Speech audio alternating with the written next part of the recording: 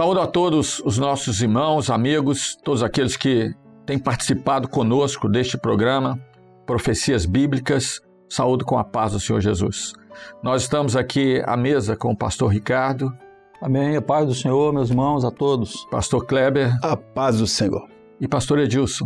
A paz do Senhor a todos. O nosso assunto, nós vamos dar continuidade às festas proféticas de Israel. E hoje nós vamos ver a festa de trombetas e expiação. Lembrando que agora nós vamos falar das festas chamadas festas de outono, que começavam no 7º mês do calendário judaico. Trombetas era a primeira festa deste período, chamada as festas de outono. Nós vimos nos episódios anteriores, e você pode verificar, buscar um desses episódios, desde a festa da Páscoa, pães asmos, primícias, Pentecostes, e agora nós vamos ver essas duas festas que são as festas que iniciam no 7º mês. O texto que nós queremos deixar aqui está em Levítico 23, 4. Levítico 23 fala exatamente dessas solenidades. E o texto diz assim: estas são as solenidades do Senhor, as santas convocações que convocareis no seu tempo determinado. Então nós já temos falado aqui das festas de Israel e trombetas inicia um novo período, era o último período das festas, eram 3 festas que aconteceriam a partir do mês 7. A primeira era trombetas, depois viria expiação e depois tabernáculos. E todas essas festas apontavam profeticamente para aquilo que a igreja iria viver. Então essas festas registradas no livro de Levítico, que foi escrito há praticamente 3.500 anos atrás, eram proféticas. E a festa das trombetas, que é a primeira festa que nós vamos ver, ela tem um significado profético maravilhoso para nós. Pastor Ricardo, o que nós podemos falar sobre a festa das trombetas? Muito bem. Irmãos, a festa das trombetas, é interessante notar o seguinte, que a trombeta em si, ele não era uma trombeta feita de um metal qualquer, mas era feita de um chifre, de um carneiro, conforme o Senhor havia orientado. E isso nos remete àquele episódio quando Abraão foi atender a uma revelação de Deus, quando ele foi imolar Isaque, e no momento da imolação ele viu um carneiro preso pelos chifres, pelas pontas, em um arbusto. E ali, então, o Senhor mandou que aquele carneiro fosse imolado no lugar de Isaque. Ali era algo profético, mas nós não vamos entrar naquilo que se diz respeito a esse assunto de Isaque, mas ao carneiro em si, que é tipo do Senhor Jesus. Então, o chifre que foi tirado do carneiro, para ser tirado dele, tem que matar o carneiro, tem que imolá-lo. E após isso, esse trabalho era feito pelos sacerdotes. Ele tinha que limpar aquele chifre por dentro, para tirar restos que tinham ali, às vezes sangue, às vezes carne, às vezes até mesmo outras coisas, areia, por exemplo, e ele tinha que ser limpo e passado no fogo para que ele fosse manuseado ali para fazer a trombeta em si. Isso nos mostra uma coisa, meus irmãos, a trombeta ali, quando o sacerdote tocava, era para um anúncio que Deus queria falar ao povo alguma coisa. Era para juntar o povo em algum acontecimento que era necessário tocar aquela trombeta, e o povo sabia discernir os toques. Um toque mais curto, um toque mais longo, um toque breve. Aquilo tudo eram códigos que Israel sabia. Ele conhecia os toques. Mas isso nos fala de algo importante, que a trombeta que vai tocar em breve para um acontecimento em que um povo vai ouvir. E esse povo se chama Igreja Fiel. A Igreja Fiel está preparada para ouvir o toque de uma trombeta.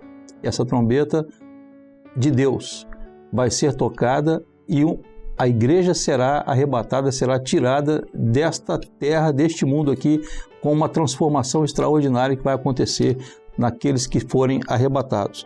Então as trombetas, elas tinham várias funções naquela época de Israel, mas para nós, profeticamente, nós estamos aprendendo no livro do Apocalipse, das 7 cartas, das trombetas que virão também, nós temos aprendido isso. Os toques das trombetas, eles são determinantes, determinam juízos, determinam solenidades, determinam acontecimentos, fatos que estão ocorrendo no mundo de hoje e que um fato inédito que vai acontecer em breve é quando a última trombeta para a igreja tocar sobre a face da terra, a igreja será arrebatada pelo Senhor.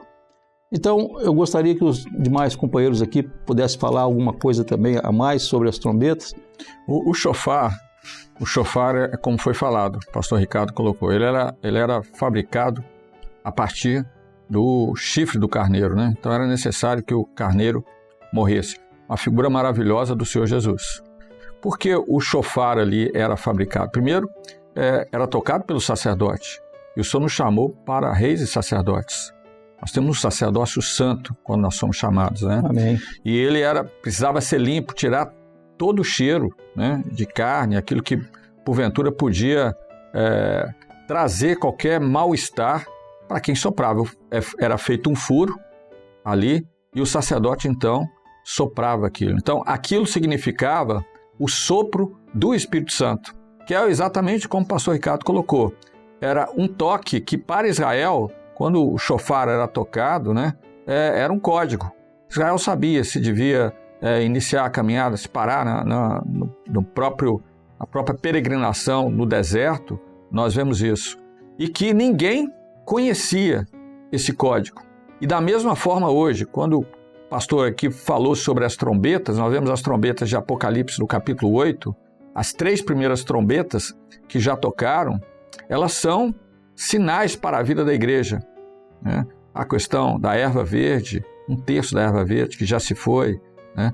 A questão dos mares, a poluição dos mares, a poluição das águas, as 3 trombetas que tocaram, e nós estamos aguardando a 4ª trombeta, que é a trombeta que vai soar e que a igreja vai ouvir e vai ser o chamado para nós subirmos para a eternidade. Então, há um paralelo extraordinário, profético, maravilhoso, relativo ao chofar. A festa da expiação também, que é o nosso tema aqui, ela está relacionada com a nossa salvação, a salvação das pessoas que não são judeus, os gentios, né? Todos os povos, nações e línguas que não são filhos de Abraão. E com a morte de Jesus, então houve a primeira expiação, né? A expiação que Deus providenciou para nos remir dos nossos pecados. Porém, nós ainda estamos nesse corpo corruptível, né? E essa festa vai se concluir exatamente com a transformação do nosso corpo, porque a palavra diz que o nosso corpo corruptível será transformado em um corpo incorruptível, semelhante ao dos anjos, né? Um pouco menor em glória. E então se cumprirá por completo essa festa na vida da igreja. Importante ressaltar, gostaríamos de colocar aí no quadro, 1 Coríntios capítulo 15, versículos 50 a 54, é um texto maravilhoso aqui que descreve muito bem isso. E agora digo isto, irmãos, que carne e sangue não podem herdar o reino de Deus, nem a corrupção herda a incorrupção. Eis aqui vos digo um mistério, na verdade nem todos dormiremos, mas todos seremos transformados. No momento, no abrir e fechar de olhos, ante a última trombeta, porque a trombeta soará e os mortos ressuscitarão incorruptíveis, e nós seremos transformados. Porque convém que isto que é corruptível se revista da incorruptibilidade, e o que isto que é mortal se revista da imortalidade. E quando isto que é corruptível se revestir da incorruptibilidade, e isto que é mortal se revestir da imortalidade, então cumprir-se-á a palavra que está escrita: tragada foi a morte na vitória. Louvado seja o nome do Senhor. Vamos voltar um pouquinho, né? Sim. Que a festa da expiação, na realidade, né, é a festa do perdão. Isso. Perdão. Então, o que acontecia, né? Era um dia específico chamado Yom Kippur, né? Todos sabem disso. Yom é dia, Kippur é perdão, né? Então, o dia do perdão. Em que o povo ficava ansioso, aflito, e até a expressão usada é: tereis santa convocação e afligireis a vossa alma. Verdade. Ou seja, o povo se aproximava com arrependimento e no clamor, porque eles queriam ver se realmente o perdão ia acontecer. Porque poderia não acontecer, né? Lá na lei, era um negócio que ficava a expectativa. O sacerdote entrava para interceder pelo povo, para perdão de pecados, e o povo ficava ali naquela aflição. Eles não comiam, deixava a comida pronta em casa para a hora que voltar eles pudessem se alimentar, né? Eu acho até que era um momento oportuno para a celebração depois, a alegria que eles iam falar, né? Transcrever. E na realidade era uma festa, porque ela começava no pôr do sol até o pôr do sol do outro dia. Um dia só de festa, porque era a festa, mas era o dia do perdão, da aflição da alma. Era um momento, era como se fosse um acerto de contas diante do Senhor, né? Então o sacerdote ia entrar no Santo dos Santos com o sangue, e ele fazia isso uma vez por ano. Uma vez por ano. Entrava lá diante do Santo dos Santos para pleitear o perdão. Foi o que Jesus fez. E o que Jesus fez de uma vez por todas, né? Exatamente. Glória a Deus. Exatamente. Glória a Jesus. Levando o seu próprio sangue, né? isso. Como sumo sacerdote. Se apresentou ali. Expiou o nosso pecado, nos trazendo o perdão. E hoje, quando nós clamamos assim, na hora que nós clamamos pelo sangue de Jesus, nós sabemos que o Senhor está diante do Pai, intercedendo por nós, dizendo assim, ó: Pai, perdoa, porque eu já paguei o preço. Exatamente. Glória a Deus. Glória a Por Jesus. isso nós vamos a Jesus, né? Ele disse assim, Isso. quando nós intercedemos ao Pai, nós intercedemos em nome dele. Em nome do Né? Senhor E Jesus. no nome do Senhor Jesus está todo o projeto, que ele é autor e Amém. consumador Maravilha. da nossa Glória fé. a Jesus. Glória a Então, Deus. da mesma forma que o sumo sacerdote entrava a cada ano, porque a festa era anual, ali naquele dia, era um dia apenas, a aplicação profética é essa. Jesus, um dia ele se fez, né, como o sumo, ele é o nosso sumo sacerdote, mas ele entrou exatamente para oferecer por si e por nós Glória a Deus. perdão dos nossos pecados. E essa Glória era a a Jesus. festa que era anunciada pelas trombetas, porque a festa de trombetas anunciava que o dia da expiação, a festa da expiação viria. E da mesma forma, como os companheiros colocaram, né? Hoje nós estamos vivendo os anúncios, os avisos, os sinais para a vida da igreja de que essa festa vai ocorrer. E essa festa da expiação para nós, porque Jesus já foi crucificado, já morreu, já ressuscitou, já enviou o seu Espírito Santo. Agora a expiação para nós é a subida para a Exatamente. eternidade, Glória para a nós Amém. morarmos com Glória a Ele Jesus. na glória. Cantares 6,12 diz assim: antes de eu sentir-me, pôs a minha alma nos carros do meu povo excelente.